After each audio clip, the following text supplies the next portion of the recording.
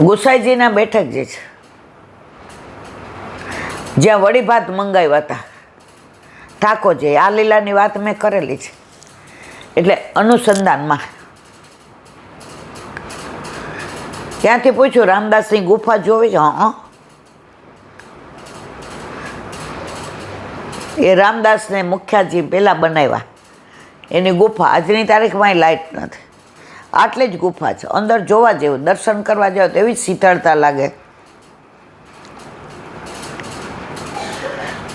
ત્યાંથી નીકળ્યા,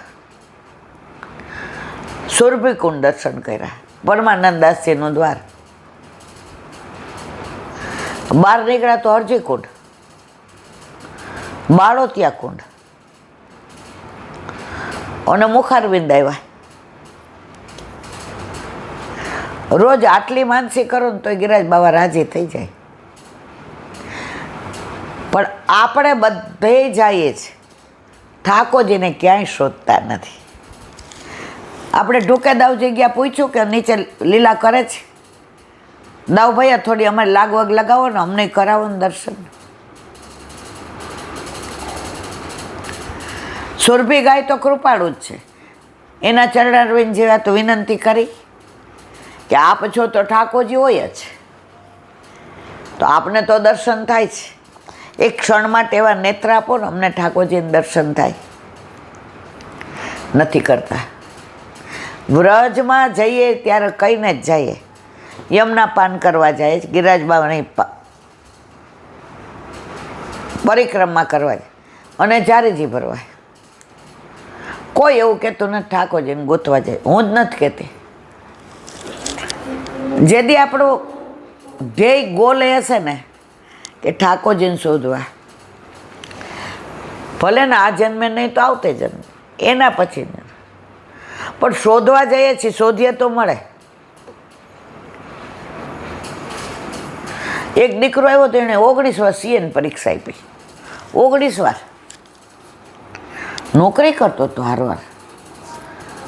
મેં તો નાસી પાસ ન થયો. મને કે મારું ધ્યેય જ હતું કે મારે સીએ થવું ચીલાનથી. 19 વાર કે 11 વાર મને બહુ પણ ટ્રાય કરે જ રાખે. એ કે મારા ઘરનાય થાય કા. પછી મારા માગા આવવા માંડ્યા, એટલે મેં કીધું કે સગાઈ કરી લો. લગ્ન સીએ થયા પછી પણ એ કે મારી ધર્મપત્ની, અત્યારે તો લગ્ન થઈ ગયા, મારા ઈલાનથી છોકરો છે. પણ મારે તમને એ કહેવું છે કે આવી તમન્ના આપણને ઠાકોરજી મેળવવામાં છે. તો મારા સાસરીવાળા કે ના એવું નહીં, પણ આ છોકરી કે ના હું તો રાહ જોઈશ. તો સીએ નો થયો, બાકી હતો, તો કે હું રાહ જોઈશ, તમે ચિંતા કરો માં, તમે જેટલું કમાશો એમાં હું પૂરું કરીશ. લગ્ન કરી લ્યો. મારા ઘરનાને લગ્ન કર્યા અને 11મી વાર કે 19મી વાર, મને બહુ, પણ try and try you will success. તો આવી ટ્રાય સીએ બનવામાં કરીએ છીએ, ઠાકોરજીને શોધવામાં કરીએ છીએ. અરે અમે થોડા 84-252 વાળા છીએ, અમને થોડા એવા દર્શન થાય. ઠાકોરજી કે આની જ ઈચ્છા નથી. તમે લાઈનમાં ઊભા હો ને આગળવાળાને ઇન્ટરવ્યૂમાં બોલાવે એટલે હાલો વયા જાય. હવે ઓલો આગળવાળો બહુ હોશિયાર હતો, હું કામ બેન લાઈનમાં ઊભી.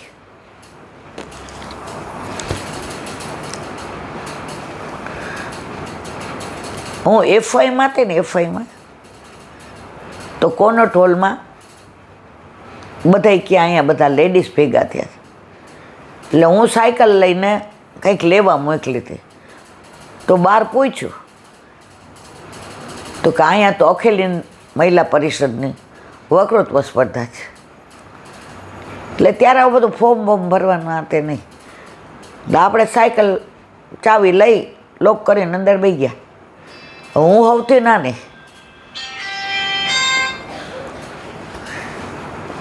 એટલે ફ્રોક પહેર્યું. બાજુવાળાને પૂછ્યું, એ કે ચિઠ્ઠી ઉપાડવાની, જે વિષય આવે ને એના ઉપર બોલવાનું. મેં પણ નામ ક્યાં લખાવાનું? મને કે ઓલા સાઈડમાં બેન બેઠા ને એની પાસે, પણ હવે નહીં, હવે પૂરું થઈ ગયું. સારું, આપણે બોલવું તો છે, બોલવું એ તો મારો વિષય. પછી બેન વોશરૂમ ગયા એટલે એને પાછળ ગઈ. મેં હું સાયકલ લઈને આવતી હતી, મને ખબર નહોતી, પણ મારે બોલવું છે. એ કે 2 જણા ના પાડે નથી બોલવું તો તારું નામ લખી લો. લખી લીધું, બધાએ બોલી લીધા. આપણે છેલ્લો વારો હતો. શિલ્ડ મળ્યું, ફર્સ્ટ પ્રાઇઝ. આજની તારીખમાં છે. મારો કહેવાનો આશય, મારે બોલવું છે, મારે કહેવું છે. મારી તમન્ના હતી કે આટલા બધા બોલે છે લેડીઝ અકેલી, મારે બોલવું છે. કાંઈ ખબર નહોતી શું વિષય, બોલાય કે ન બોલાય, ઉંમર શું, કાંઈ ખબર નહીં. રાહ જોઈ મેં કે ક્યાંક મેળ પડે તો પૂછી જોઉં. મારે કહેવાના આશય એ છે, આપણે રાહ નથી જોતા. આપણે એવી તમન્ના નથી રાખતા મારા વાલા કે પ્રભુ મને મળશે જ. વ્રજમાં ન મળે તો બીજે ક્યાં મળે? મારા ઘરે મારા માથે બિરાજતો મારો પ્રભુ એક દી બોલશે. એક બેન કે હું વેણું ધરાવું ત્યારે કહું, તું વગાડસ એવા કાન આપને સંભળાય. અહીંયા તું વગાડસ, હવે મને તો સંભળાતું નથી, હું તો બેરી છું. એક પળ આપી દે, બસ એક ક્ષણ, એ સંભળાઈ જાય ને પછી પાછી મને હતી એવી કરી દે છે. મેં મારા વાલા તમને આવો ભાવ આવે છે, અમને હજી નથી આવતો. તો મુખારવિંદ આવ્યા પછી આપણે તરત કહીએ સુંદર યમુના જળથી સ્નાન કરાયું, સુહાતા કેસરિયા દૂધથી સ્નાન, માનસી ગંગાના જળથી સ્નાન કરે, અંગ અંગોછી ગુહ તેરી બેની ફૂલ અને રુચિ રુચિ ભાલ બનાવો. અંગ વસ્ત્રથી અંગ પોછી, ધોતી પૂર્ણો ધરાવી, તિલક કરી, માલાજી ધરી, મુગટ ધરાવી, સોળે શણગાર સજાવી, દર્પણ દેખાડ્યું. યમુનાજી કહે છે બહુ સુંદર લાગે છે. કોનવારાનો ભોગ ધર્યો, મહાપ્રભુજીની કારની થયારગો, ગુસાઈજીની કારની થયારગો, વ્રજભક્તોની કારની થયારગો, 84 252 વૈષ્ણવની કારની થયારગો, દાસના દાસની કારની થયારગો, યશોદા મૈયાના ભાવ થયારગો, બંને મારા ગુરુદેવની કારની થયાર. બીડાની તૈયારી કરી, ભોગ સરાવી, આચમન મુખવસ્ત્ર બીડું લેવડાવી, આરતી કરી. સામે વલ્લભને અહીંયા ચરણ સ્પર્શ ગિરિરાજ બાવાના કર્યા. વલ્લભના ચરણ પર દંડવત કરીને કીધું મારા વાલા આપે કૃપા ન કરી હોત તો આ થાત નહીં. આ બધી આપનું કૃપાનું ફળ છે. અને ગુસાઈજીને દંડવત કરી, દામોદર દાસ સરસાણીને દંડવત કરી, દંડવતી શિલા આવી, આપે અમને માનસીમાં કરાવી. આ તો મેં અછડતી વાત કરી. બાકી ગિરિરાજ બાવાની માનસી કરવી હોય ને 2-2.5 કલાક હોય ને. કોક વાર વલ્લભ કૃપા કરશે ત્યારે એ પણ કરીશું. તો વ્રજમાં વાત આવે ને, હું ભૂલી જાઉં છું કે મારે આગળ આ બધું કરવાનું છે. તો વ્રજ એ તો વ્રજ છે. આ બધા લીલી પરિક્રમામાં ગયા છે. સાંકડી ખોળમાં કાલે પરમ 4 દી પહેલાં દાન લીલા હતી. એમ થયું દોડીને પહોંચી જાય, હાલો ને અહીંયા હું બેઠા છીએ. આ વ્રજનું આકર્ષણ છે. કર્ષતે તે કૃષ્ણ, બધાને આકર્ષે દે કૃષ્ણ. તકલીફ એ છે ત્યાં જઈએ ત્યારે બધું ભૂલી જાય છે. બસ ચલો હવે જાશું તો આપણે કૃષ્ણને શોધવા જાશું. બોલો વલ્લભાધીશ. હરિરાય મહાપ્રભુજી કી જય. વાંગ મુક્તાવલી. સેવા વિચાર. હવે હરિરાયજી કહે છે સેવાનો વિચાર. એવમ નિશ્ચિત્યમ ચિત્તેન નિરપેક્ષો દધાંતર સ્થિરાંતકરણમ કૃત્વા વિશ્વાસમ પિતૃવદ્રયો સેવ એત્પરો ભૂત્વા યુક્તા લૌકિકયા પુરા દેશકાલો વિચાર્યેમ વસામ ચ પ્રભોરપે. ઉપર કહ્યા પ્રમાણે ચિત્ત વડે નિશ્ચય કરીને આ લોક અને પરલોકની અપેક્ષા રાખ્યા વિના અંતઃકરણ સ્થિર કરીને શ્રી હરિમાં માતા પિતામાં રખાય તેમ વિશ્વાસ રાખવો. કેવું સરસ કીધું. આ લોકને પરલોકની ચિંતા ન કરો, હું થશે ને હું નહીં. ચિત્ત તું સિદ્ધને ચિંતા કરે, કૃષ્ણને કરવું હોય તે કરે. ચિંતા કરવા તારું ધ્યાન, હાલો ચિંતા કરે જ રાખ્યો, આપણું હાલવાનું છે. જે ગમે જગત ગુરુ દેવ જગદીશ દે, તે તણો ખરખરો શોક કરવો ને. એ જે એને ગમશે એ કરશે, પણ એટલો વિશ્વાસ રાખવાનો આપણા હિતનું જ કરશે, અહિતનું નહીં કરે ને નહીં કરે. આપણા જીવનમાં ઘણા લૌકિક અલૌકિક એવા દાખલા હોય છે. આપણને એમ થાય હવે, ત્યારે એવો રસ્તો શોધી કાઢે કે વલ્લભ થકી પડે સર્વ સહેલું.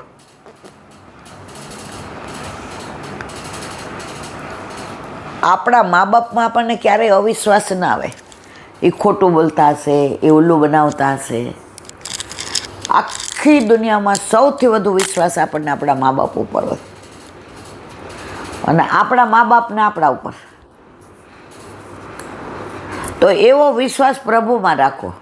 આ આરાધ્યન તાવ આવ્યો છે, બરાબર, એને છે ચિંતા દવા ક્યાંથી લાવવાની, કયા ડૉક્ટર પાસે, ટાઈમ લીધો છે, કેટલા વાગે જવાનું, બધી ચિંતા મા બાપને.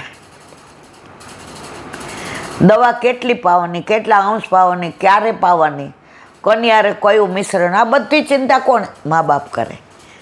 એ કયો આરામથી સૂઈ રહે. ઉલટાને આપણે કહીએ ઊભો થામાં, સૂઈ જા, પંખો ચાલુ કરમાં, ઓઢી લે.